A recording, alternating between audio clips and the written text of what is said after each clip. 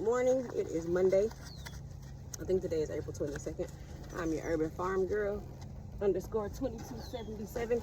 And all I'm doing today is starting some more seeds. I'm late starting my tomato seeds. I'm late starting my pepper seeds because, like I've been complaining, a mouse decided to eat my plants that I started back in February. I'm in Indiana Garden Zone 5B. This is the last week of April. My collard green seeds, or my seedlings I should say, finally emerged, and I was able to pick them out, and I was able to repot them. So now they have their own 72 cell tray. I found it a lot. I want to sell my seedling starts this year. It's not too late. This is just straight compost I got from the Appraisal compost site. And it's not filtered, it's not sifted. I need to sift it, but I leave it because you got leaves breaking down in here.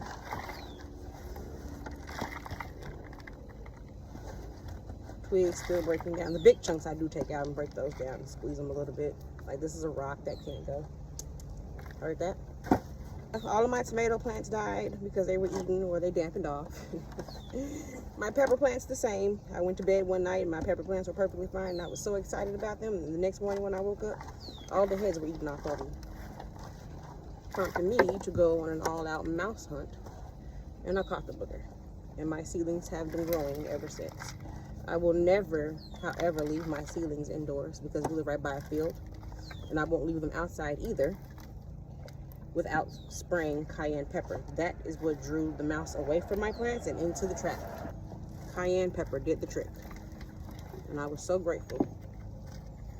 Mice deserve to live too, but I'm trying, I can't even talk straight. I am trying very, very, very hard to venture towards only eating what I grow. I have 3 autoimmune diseases: hidradenitis suppurativa, erythema multiforme, and fibromyalgia. And they do whatever they want because I eat whatever I want. And that's got to stop because it doesn't feel so good to be in pain. It doesn't feel so good to have armpit pain and swelling. I've had now 3 minor procedures on my armpit, my right breast, my left breast, I'm sorry. And now I just got cleared today. I went to the doctor and my left thigh is completely healed. The infection that builds up in my sweat glands is it happens so fast and it's so severe that I end up with necrosis. And my surgeon, I have a really, really, really good surgeon. He debrides the dead tissue from the necrosis, and we just watch it heal. And then hidradenitis suppurativa pops up someplace else. So it's tug of war, cat and mouse, those types of things. So I'm gonna pump this on the ground because I'm literally in the trunk of my car doing this. I went to the compost site, took the bags, put them in the trunk, and didn't take them out because I took the bags that I went to the first day out, left them in front of the house, and either someone stole them or the garbage pickup thought that it was trash. 17 10-gallon bags of compost. All that hard work shoveling up, me and the kids, gone down the drain, but that's all right. You live and you learn. So,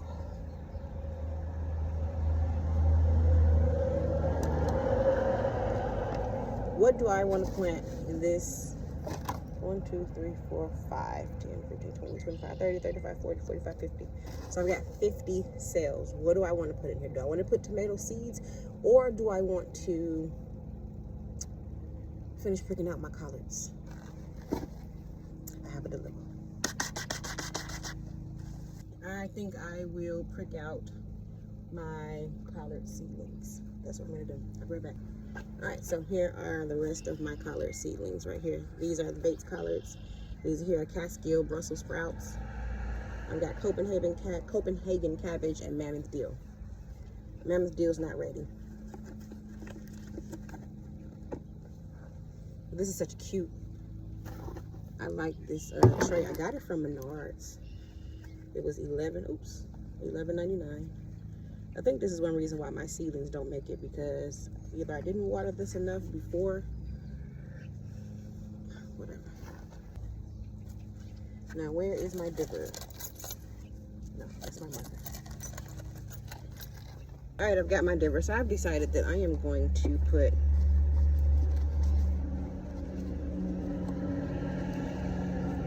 gotta take my gloves off of this. I can't do this part with gloves on. My fingers are thin. These seedlings are small.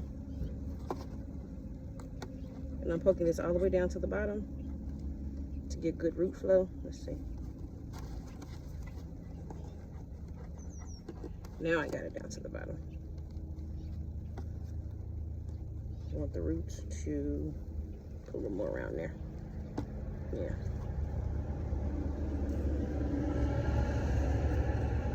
I want these roots to really take off.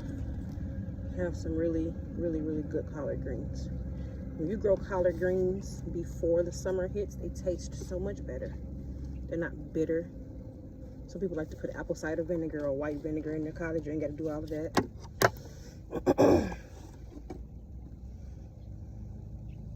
They're actually almost a sweet taste. It's a piece of glass.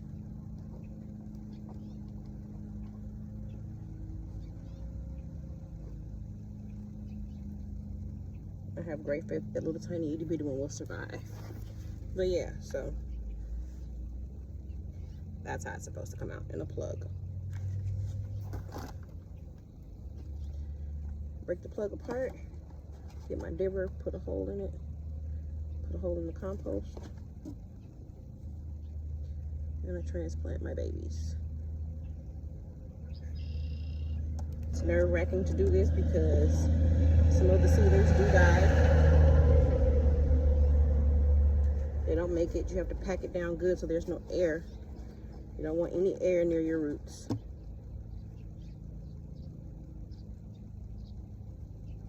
That's how you get disease damping off.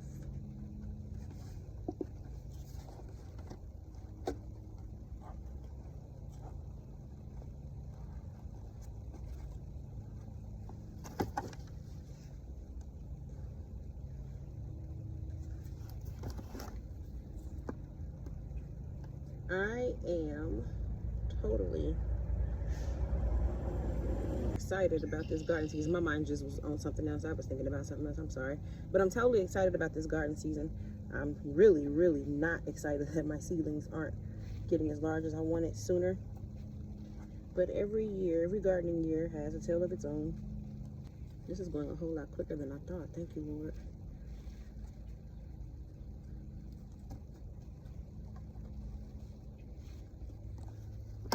And that's another reason why I want to go back to eating only what I grow. I did it for a little bit of time, the first 2 years that I gardened, and I loved it. But it can get, I wasn't experienced enough in gardening to grow enough. Now I am. I understand succession planning. I understand planning on a schedule now. I understand that I can plant beet seeds in the ground and go back inside and restart some more. If I want to juice beet juice, I've got to have tons of beets. And buying fresh, organically grown produce in the store costs. It's not cheap. It's not cheap at all. And so I want to grow my produce. I want to suppress my autoimmune responses that I'm experiencing with widespread pain and my skin erupting. I don't want that anymore.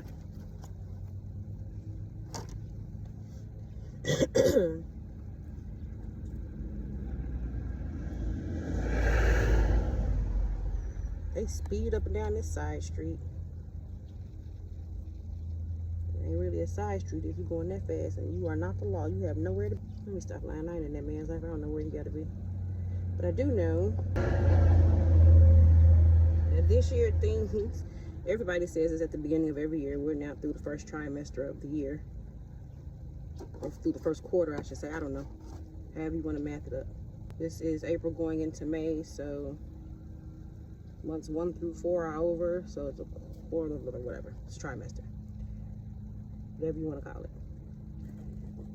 Third of the year is gone, and I am still recklessly trying to figure out what I'm going to do with myself. What am I going to be when I grow up, Lord?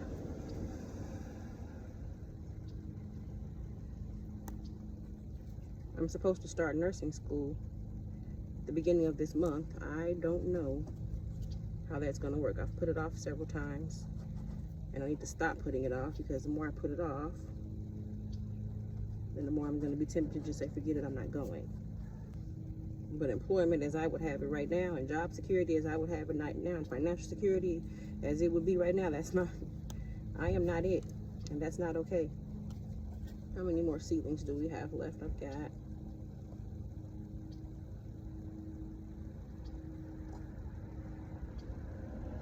this little itty bitty one can share. Who do you want to share with? Here.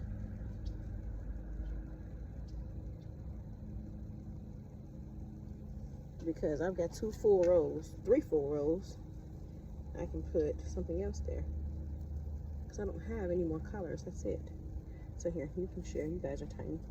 You'll be perfect good roommates. Be nice, play fair. Respect personal space. Alright, so now those collars are in. What do we have now? Bates collards. I'm going to put that right there, because from here over are Bates collards. Now we've got Catskill Brussels sprout. Okay, so this whole row is empty. I started these on April 11th. Today is April 22nd, so that's been 11 days since they germinated, popped up out the ground, and are ready to be transplanted. I won't move them again until I'm ready to either put them in pots to sell them for my seedling sale, which is going to be a small sale, and then, or from when I'm ready to put them in the ground. So now we've got the Catskill Brussels sprouts.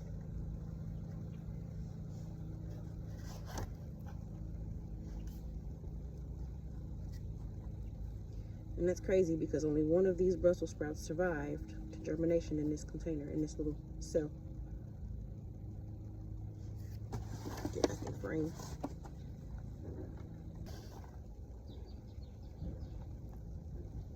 Let's get you down in there. So I don't need to plant some more Brussels sprout seeds. One thing about brassicas is that when they start off, when they first germinate and they first come out of the soil, they all look the same. Your Brussels sprouts look like your broccoli, looks like your cauliflower, looks like your kale, looks like your cabbages. They all come out looking the same. They're all in the same family.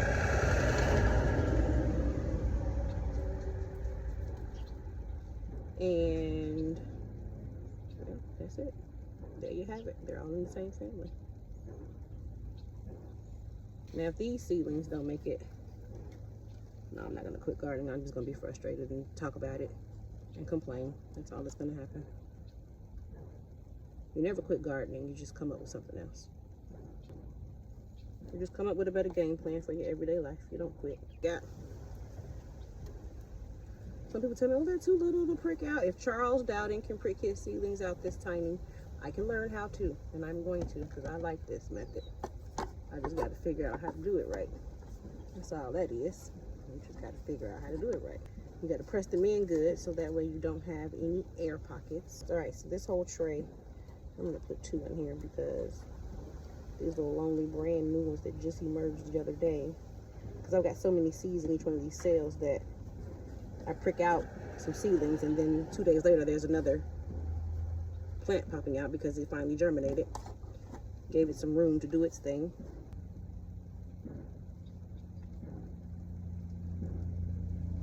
All right, so this cell, this tray, 50 plants. Got Catskill Brussels sprouts. I'm gonna put this here because from here over are Brussels sprouts, and from here over this way are collards. And then now we need to just simply get some water and water it in. All right, so these are 2 trays that I had put. One of these has beet seeds in them. They never germinated. The other has, maybe I should just leave them. Maybe they'll germinate. I can't get no beets, y'all. I can't get no beets to save my life. That's not all right. That's not okay at all. I don't know how y'all feel about it or what y'all doing to getting your beets, but I'm not. I'm not, and I'm sad. I'm mad about it too. And the reason why I can't have no big seedlings. I'll be back.